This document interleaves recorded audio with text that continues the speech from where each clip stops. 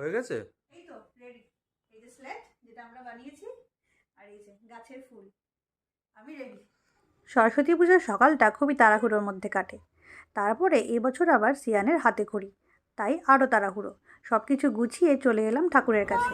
আর তার সাথে সাজগোজ করতে কিন্তু একদম ভুলিনি। তিনজনেই পরে নিয়েছি ম্যাচিং করে হলুদ পাঞ্জাবি আর শাড়ি। অঞ্জলির পরেই হবে সিয়ানের হাতে খড়ি। আমরা দিলাম অঞ্জলি আর সিয়ান ছুড়ল ফুল। কি যে হলো, হঠাৎ একদম চুপচাপ হয়ে দাদাইয়ের কোলে বসে সুন্দর করে হাতে খড়ি দিয়েছে, আমি তো ভাবতেই পারছি না। এরপরেই শুরু হলো যথারীতি ঢাক বাজানো। সিয়ানের বক্তব্য অনুযায়ী প্রত্যেকটা পুজোতেই নাকি ঢাকের দরকার। সিয়ান এখন ঠাম্মির থেকে টুকটাক পুজোর মন্ত্র শিখে নিয়েছে। ওইদিকে ফুল ছুটছে আর বিড়বিড় করে মন্ত্রগুলো বলছে। আপনাদের কারোর বাড়িতে ঠাকুরমশাই লাগলে সিয়ানকে নিয়ে যেতে পারেন। সিয়ানের পুজ কি বনু জেনি শাড়ি পরে এসেছে আমাদের বাড়িতে সরস্বতী পূজায়। আর নিনিকে দেখেছেন কি মিষ্টি লাগছে দেখতে।